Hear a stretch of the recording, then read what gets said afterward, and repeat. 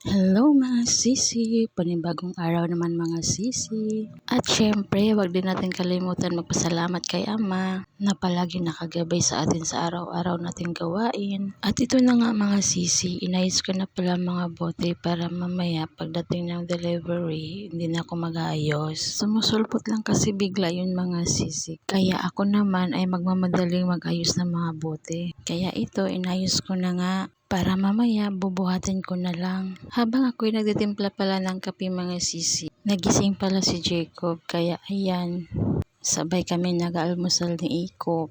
Champurado pala ang almusal ni Jacob ngayon at sa akin naman ay pastil. Ngayon ko lang pala natikman tong pastil mga sisi, masarap pala siya. At very good pala ang Jacob namin ngayon kasi naubos niya ang kanyang champurado. Minsan kasi hindi niya nauubos ang kanyang champurado. Kaya ako palagi ang taga-ubos. Sayang naman kasi pag itatapon lang kasi ayaw kasi ni Ate Chinchin kumain ng champurado. Pagkatapos pala namin kumain mga sisi, ayan si Jacob lumabas ng bahay. Nakipaglaro na kaagad sa mga batang nagbabike yung banda sa amin. Gusto pala niya sumakay sa bike na ganyan kasi nasanay siya sa bike ni Marga. Lagi kasi siyang sumasakay sa bike ni Marga pagkahapon. Lumapit pala si Jacob sa akin. Dito pala niya pinapak ang dala niyang lumpia.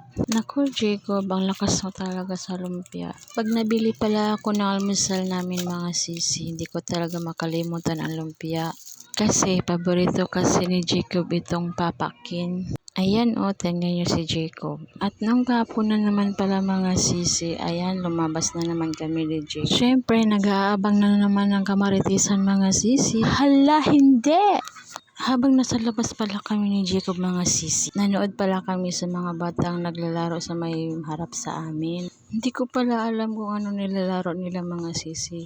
Hindi ko pala alam kung anong tawag sa laro na yan. Kasi mula nung bata ako, hindi pa ako nakakita na ganyan na laro. Basta hindi ko talaga alam kung anong tawag sa laro na yan. Umaambon na pala sa mga oras na yan mga sisi. Pero ang mga batang ere, tuloy pa rin sa paglalaro nila. Manhid na pala sila sa ambon para lang makapaglaro. Kaya pumasok na pala kami ni Jacob sa bahay. Kasi may gagawin pa pala ako. Magre-repack pa pala ako ng sugar at mantika mga sisi kasi naubos na pala yung mga tingi ko. Habang nagre-repack pala ako mga sisi, kakarating lang pala ng asawa ko galing nagtinda. Parang tinumal pala yung asawa ko ngayon mga sisi.